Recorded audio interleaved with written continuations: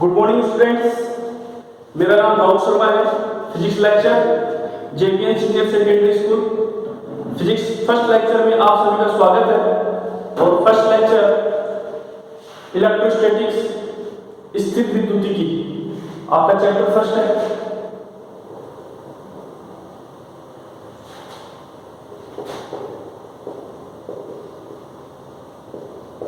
स्थिर विद्युतिकी ये जो चैप्टर फर्स्ट है, इस चैप्टर फर्स्ट को अपन अच्छे से लर्न करते हैं, अच्छे से इसको सीखते हैं, तो इस स्थिर विद्युतिकी से टोटल 6 चैप्टर कवर होते हैं, जिसमें 3 तो विद्युत क्षेत्र से रिलेटेड चैप्टर, जिसमें विद्युत क्षेत्र आ जाएगा, विद्युत विभव आ जाएगा, धारिता आ जाएगी, और 3 चैप्टर मैग्नेटिक फील्ड की, चुंबकीय क्षेत्र की।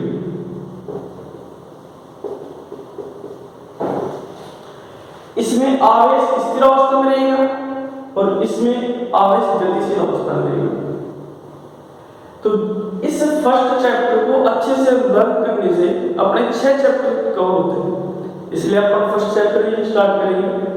और फर्स्ट चैप्टर की जो स्टार्टिंग करेंगे अपन वो करेंगे स्थिर विद्युतिकी से।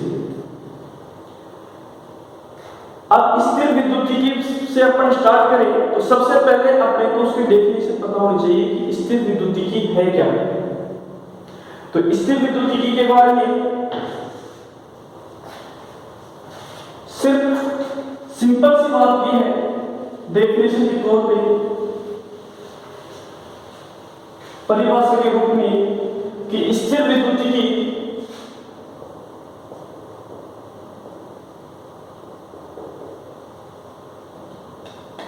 भौतिक विज्ञान की वह शाखा है, भौतिक विज्ञान की वह शाखा है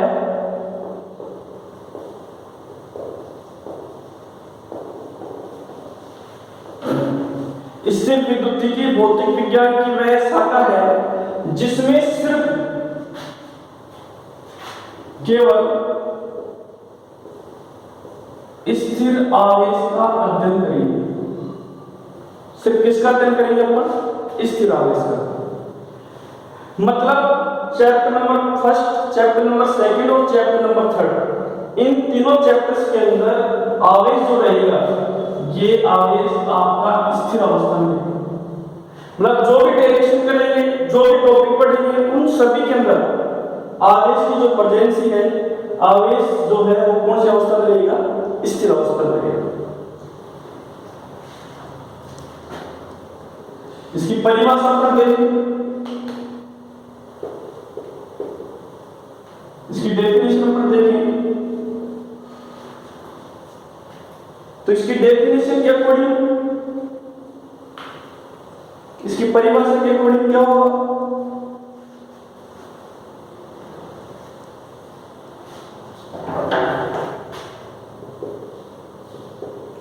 कि स्थिर विद्युतिकी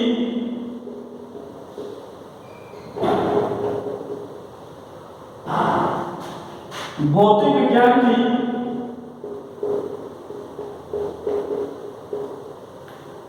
वह शाखा है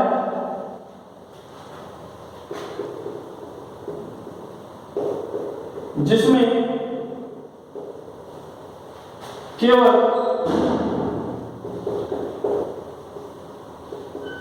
स्थिर आवेश पर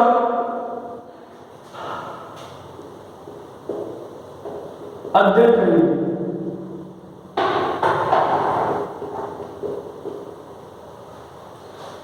सिर्फ और सिर्फ केवल स्थिर आवेश पर। ये जो शाखा कहलाएगी ये कहलाएगी आपकी स्थिर विद्युतिकी।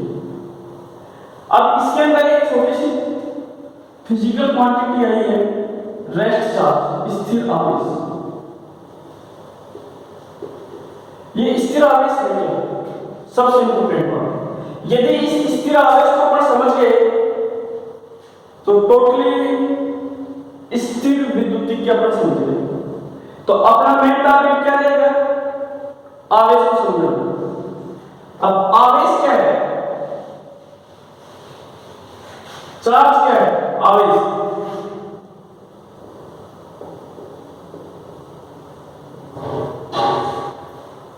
देखो आवेश एक भौतिक राशि ही होती है,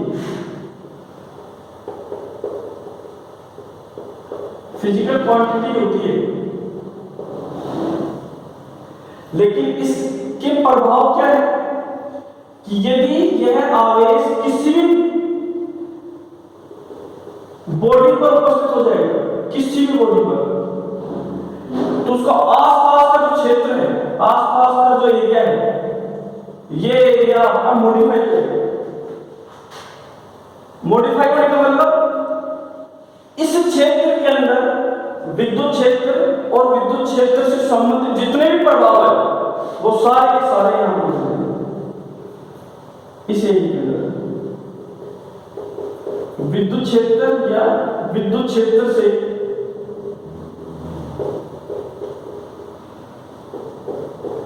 संबंधित प्रभाव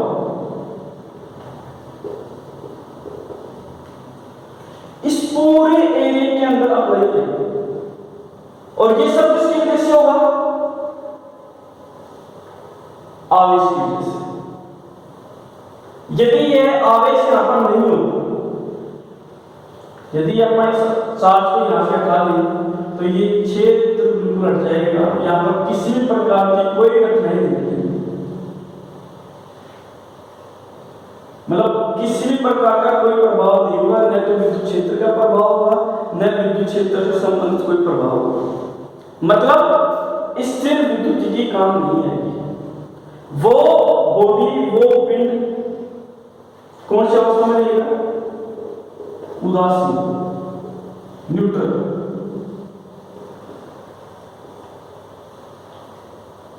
ये खासियत है आवेश की, ये खासियत है चार्ज की। इसका मतलब स्थिर विद्युत को समझना है तो आपको क्या आना चाहिए, आवेश आना चाहिए। और आवेश क्या होता है, किसी भी वस्तु पर आप रखोगे तो वहां पर क्या उत्पन्न हो जाएगा, विद्युत क्षेत्र या विद्युत क्षेत्र से संबंधित प्रभाव। ये इसकी प्रॉपर्ली डेफिनेशन है। इस चार्ज को आपको और अच्छे से समझना है तो आपको इस चार्ज की, इस आवेश की क्वालिटी के बारे में डिस्कस करना होगा। क्वालिटी का मतलब प्रॉपर्टीज, प्रॉपर्टीज का मतलब गुण। मतलब आवेश को समझने के लिए आवेश के गुणधर्म को जानना जरूरी है। जब तक आवेश के गुणधर्म अपने को पता नहीं चलेंगे तब तक अपन आवेश के लिए डिसाइड नहीं कर सकते कि आवेश है क्या, कैसा दिखता है, क्या रंग रूप है इसका। जैसे अपन किसी व्यक्ति विशेष के बारे में चर्चा करते हैं तो अपन बोलते हैं कि वो बच्चा मेरिटोरियल था, इतनी अच्छी क्वालिटी है, आज IIT सेलेक्ट है, IIT में उसकी इतनी रैंक आई है, सिविल उसके पास ब्रांच है। तो ये सब कब हुआ, उसकी क्वालिटी से अपन ने उसके बारे में बताया। ऐसे अपने को आवेश के बारे में बताना है तो आवेश की क्वालिटी के बारे में डिस्कस करो। आवेश की क्वालिटी देखो कि आवेश की क्या क्या खासियत है, आवेश किस हिसाब से डेवलप होता है, आवेश कितने प्रकार के होते हैं, आवेश की क्या क्या खासियत है। उसके बाद में आपको आवेश के बारे में पूर्णतः जानकारी मिलेगी। तो आवेश को समझना है तो उसकी प्रॉपर्टीज के बारे में आपको क्या करना पड़ेगा, डिस्कस करना पड़ेगा। तो आवेश के गुणधर्म, तो आवेश के गुणधर्म पर अपन चले उससे पहले स्टूडेंट्स आवेश की प्रॉपर्टीज, आवेश की प्रॉपर्टीज के ऊपर डिस्कशन स्टार्ट करें तो आवेश की पहले परिभाषा मैं रिटर्न कर देता हूं, आप लिख लेना। आवेश, अब अपन आवेश की परिभाषा के बारे में चर्चा करते हैं। तो आवेश एक ऐसी भौतिक राशि है, आवेश एक ऐसी भौतिक राशि है जो किसी भी पिंड पर, किसी भी वस्तु पर उपस्थित होने पर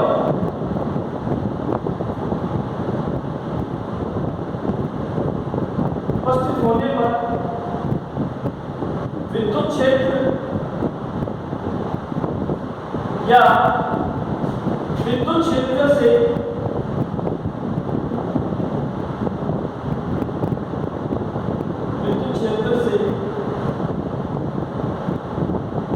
संबंधित प्रभाव उत्पन्न करती है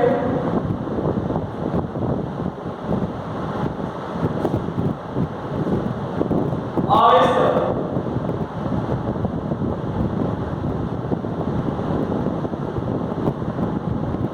क्या कहलाएगा? आवेश। डियर स्टूडेंट्स, आवेश एक ऐसी भौतिक राशि है जो किसी भी वस्तु पर उपस्थित होने पर उस वस्तु के आसपास के लिए विद्युत क्षेत्र या विद्युत क्षेत्र से संबंधित प्रभाव उत्पन्न करती है। तो वो जो कहलाएगा वो क्या कहलाएगा? आपका आवेश कहलाएगा, चार्ज कहलाएगा। मैंने आपको बताया था कि आप इसको और अच्छे से समझना है और बारीकी से समझना है और नजदीकी से समझना है, तो आपको क्या समझना पड़ेगा? आवेश के गुणधर्म। मैं चीज आवेश के गुणधर्म है। एग्जाम के अंदर चार्ज की डेफिनेशन नहीं आती है, एग्जाम के अंदर आते हैं आवेश के गुणधर्म, आवेश की प्रॉपर्टीज। 2 नंबर का क्वेश्चन भी पूछा जाता है, 1 नंबर का क्वेश्चन भी पूछा जाता है कि आवेश के गुणधर्म बताइए। तो आवेश के गुणधर्म के बारे में चर्चा करें। आवेश के आवेश की पहली property very most important property, आवेश एक अदिश राशि होती है। कैसी राशि होती है आवेश? अदिश राशि।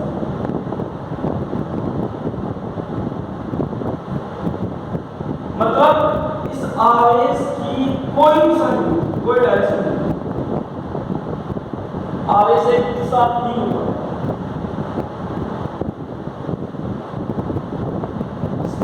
परिमाण रहेगा, मैग्नीट्यूड रहेगा, लेकिन दिशा नहीं होगी। और ऐसी राशि कौन सी राशि कहलाती है? अदिश राशि।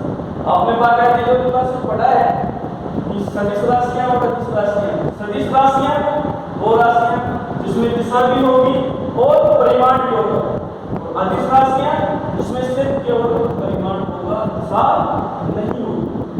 और आवेश दिशाहीन है, इसलिए कैसी राशि होगी? अदिश राशि। सेकंड नंबर प्रॉपर्टी, आवेश 2 प्रकार के। आवेश कितने प्रकार के होते हैं? 2 टाइप्स के होते हैं। पहला टाइप आवेश का पॉजिटिव चार्ज। पॉजिटिव चार्ज का मतलब धनात्मक आवेश। सेकंड नंबर कौन सा चार्ज? नेगेटिव चार्ज, मतलब ऋणात्मक आवेश।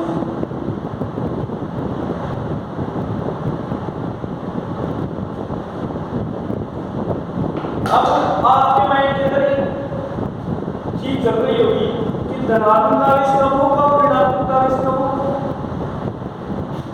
जैसे मान के चलो ये 2 बॉडी है, ये बॉडी ए है, ये बॉडी। इन दोनों बॉडियों को अपन ने रबिश करने का मतलब अपन ने दोनों वस्तुओं को आपस में रखा। रगड़ने पर क्या होता है कि वस्तु ए से इलेक्ट्रॉन किस पर चले गए? वस्तु बी पर चले गए। तो वस्तु ए से इलेक्ट्रॉन बी पर चले गए, तो बी पर इलेक्ट्रॉनों की संख्या क्या होगी? ज्यादा। और ए के इलेक्ट्रॉनों की संख्या क्या होगी? क्योंकि इलेक्ट्रॉन यहाँ पे जाएंगे, इलेक्ट्रॉन इस बॉडी पर ज्यादा जाएंगे और इस बॉडी पर क्या जाएंगे? कम हो जाएंगे। और जिस बॉडी पर इलेक्ट्रॉन कम होंगे उसको तो अपन बोलेंगे धनात्मक आवेश। और जिस पर इलेक्ट्रॉन ज्यादा जाएंगे उसको क्या बोलेंगे? ऋणात्मक या ऋण आवेश।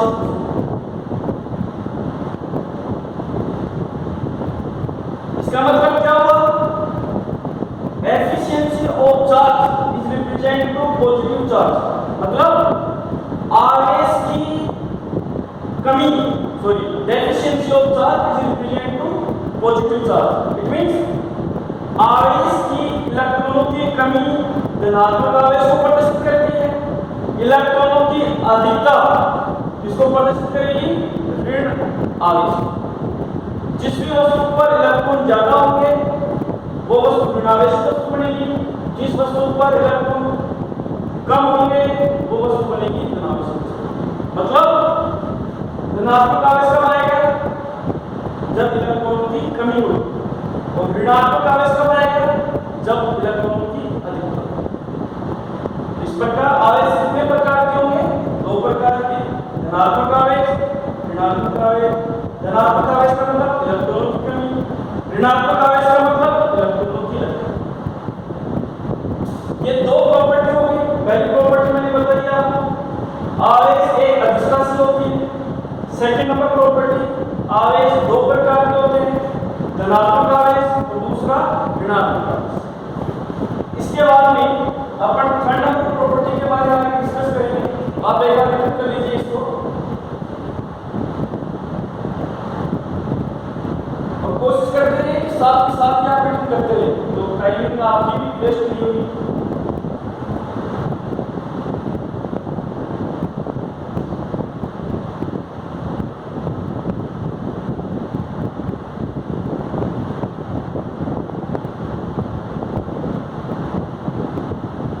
अब अपन आगे चलते हैं आवेश के थर्ड नंबर प्रॉपर्टी,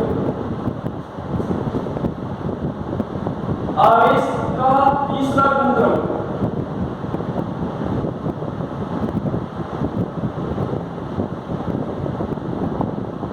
आवेश की थर्ड नंबर प्रॉपर्टी, आवेश एक संरक्षित राशि, आवेश एक संरक्षित राशि। संरक्षित राशि का मतलब समझते हो, मतलब आवेश का कभी भी लॉस हो सकता है, मतलब आवेश कभी भी खत्म नहीं हो सकता, हमेशा संरक्षित रहेगा।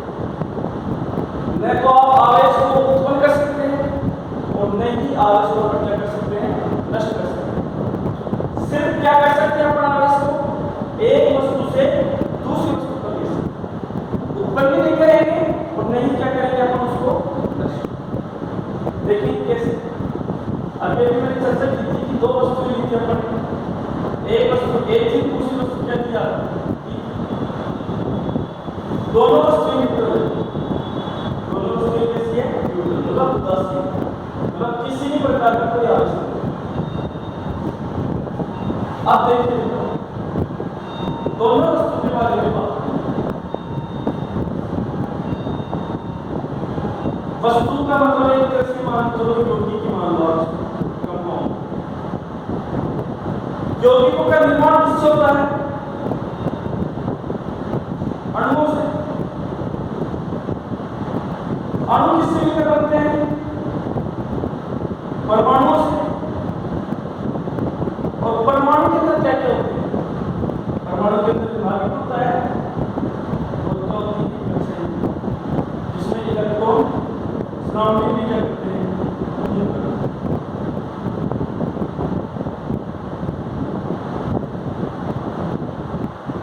नाभिक में प्रोटॉन प्लस, नाभिक आपका धनावेशित होता है, इलेक्ट्रॉन आपका ऋणावेशित, और न्यूट्रॉन आपका उदासीन।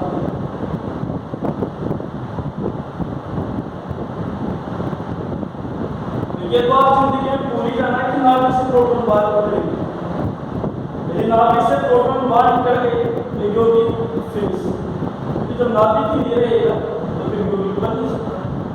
इसका मतलब क्या होगा, आपके सराउंडिंग में क्या कर रहे हैं, इलेक्ट्रॉन एक वस्तु से दूसरी वस्तु पर जाएंगे, उससे क्या देंगे, इलेक्ट्रॉन। और इलेक्ट्रॉन भी कौन से जाएंगे, जो बाहरी कक्षाओं में चक्कर लगा रहे हैं, जिस पर नाभिक के जो बल है वो बहुत कम है, वही जाएंगे। कैसे जाएंगे वो देखो, वस्तु ए की वस्तु बी, वैसे तो देखो ऑटोमेटिकली हो जाएंगे। अब हमें कुछ करना पड़ेगा, इसलिए करना क्या पड़ेगा, इनको घर्षण करवाना पड़ेगा, घर्षण करवाना पड़ेगा। अब ए और बी दोनों वस्तुओं के आपस में पानी क्या हुआ है, घर्षण हुआ है, दोनों में घर्षण हुआ। अब घर्षण होने पर ए जो वस्तु है, इस ए वस्तु का नाभिक के जो बल है वो बाहरी कक्षा पर वो है कम, और इस बी वस्तु का नाभिक के जो बल है वो क्या है, भारी वस्तुओं पर, भारी इलेक्ट्रॉनों पर। मतलब ये भारी कक्षा में इलेक्ट्रॉन चक्कर लगा रहे हैं, इन इलेक्ट्रॉनों पर वस्तु ए का तो नाभिकीय बल कम है और वस्तु बी के लिए नाभिकीय बल क्या है, ज्यादा है। तो जब इनको घर्षित करवाएंगे, जब इनको अपन घर्षण करवाएंगे, मान के चलो ये दो वस्तुएं ले लिया अपन, ये वस्तु ए है, ये वस्तु बी है, दोनों का अपन आपस में क्या करवाया, घर्षण करवाया, घर्षण करवाया। जैसे ही अपन घर्षण कराएंगे तो इनको टच करके देखो, दोनों वस्तुएं कैसे हो जाती, गर्म होती है, हल्की हल्की। गर्म होने का मतलब एनर्जी रिड्यूस हुई, इसमें से एनर्जी बाहर निकली, और जो ये नाभिक के बल था इस हीट के कारण वो लो हुआ, कमजोर हुआ, और कमजोर होने की वजह से इलेक्ट्रॉन इजीली किधर मूव कर गए, आपके इजीली किधर मूव कर गए, बाहर, और बाहर मूव करके इस वस्तु पर पहुंच गए। वस्तु जो बी है, इस वस्तु बी की इलेक्ट्रॉनों को आकर्षित करने की पावर ज्यादा है। तो जैसे ही इसको रद्द करेंगे अपन, इलेक्ट्रॉन वस्तु ए से तुरंत बाहर निकलेंगे, इलेक्ट्रॉन वस्तु ए से क्या होंगे, तुरंत बाहर निकलेंगे, और तुरंत जैसे बाहर निकलेंगे और वस्तु बी की पावर ज्यादा है इलेक्ट्रॉन को आकर्षित करने की, तो ये इलेक्ट्रॉन की कितना आवाज देगी उसको आगे वस्तु बी पर। तो अब एक बात बताइए आप, इलेक्ट्रॉन वस्तु बी पर आ गए तो क्या आपने इलेक्ट्रॉन को उत्पन्न किया क्या, या इलेक्ट्रॉन को नष्ट किया क्या? इलेक्ट्रॉन से वस्तु ए से किस पर चले गए, बी पर चले गए। भाई इलेक्ट्रॉनों का नुकसान हुआ क्या, इलेक्ट्रॉन वस्तु ए से बी पर गए तो वस्तु बी विनाशित हो गई, और यहाँ पे इलेक्ट्रॉन की कमी हो गई तो यहाँ पर क्या होगा, विनाशित हो गई। लेकिन कुल मिलाकर कहने का मतलब ये है कि इलेक्ट्रॉन की कमी हुई क्या वस्तु ए पर, कमी हुई, बी पर इलेक्ट्रॉन की अधिकता हुई, लेकिन इलेक्ट्रॉन नष्ट हुए क्या, हुए क्या, बस सिर्फ क्या हुआ, यहाँ चले मान लो 10 इलेक्ट्रॉन यहाँ चले तो यहाँ पर कितने इलेक्ट्रॉन की कमी, 10 इलेक्ट्रॉन की। जब इलेक्ट्रॉन 10 इलेक्ट्रॉन वापस आ जाएंगे तो वस्तु वापस कब हो जाएगी, आपको 10 मिल जाएगी। तो कहने का मतलब आवेश हमेशा संरक्षित राशि होगी, न तो आप आवेश को उत्पन्न कर सकते हैं, नहीं आवेश को नष्ट कर सकते हैं। सिर्फ क्या कर सकते हैं, वस्तु ए से वस्तु बी पर इलेक्ट्रॉनों को, आवेशों को अपन दे सकते हैं, स्थानांतरित कर सकते हैं। और इलेक्ट्रॉन आएंगे कहां से, कहां से आएंगे, परमाणु से। अरे वस्तु बनी है तो किससे मिलकर बनी है, अणुओं से। अणु किससे मिलकर बने, परमाणु से। और परमाणु किससे मिलकर बने, नाभिक से। उसको बस चारों तरफ चक्कर कक्षाओं में चक्कर काटने इलेक्ट्रॉन, उससे परमाणु का निर्माण होता है। तो इलेक्ट्रॉन ऊपर से नहीं आते, इससे निकल के आते हैं परमाणु से। तो डियर स्टूडेंट्स, आवेश कैसी राशि है, संरक्षित राशि, और आवेश का कभी भी नुकसान नहीं होता है। आवेश हमेशा क्या करते हैं, एक वस्तु से दूसरी वस्तु पर जाते हैं, हमेशा एक वस्तु से दूसरी वस्तु पर ट्रांसफर होता है। जिस वस्तु से इलेक्ट्रॉन गए हैं दूसरी वस्तु पर, वो वस्तु धनावेशित, और जिस वस्तु पर इलेक्ट्रॉन पहुंचे हैं वो वस्तु ये आपकी थर्ड नंबर की प्रॉपर्टी होगी। इसके बाद अपन बात करें फोर्थ नंबर की प्रॉपर्टी की।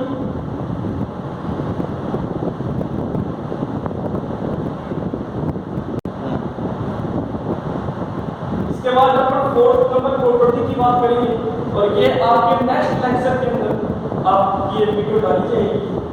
और स्टूडेंट्स आपकी थर्ड नंबर की प्रॉपर्टी तक आप एक बार अच्छे से रीड कर लेना। नेक्स्ट लेक्चर के अंदर फोर्थ नंबर प्रॉपर्टी के साथ अपन मिलते हैं। Classes over.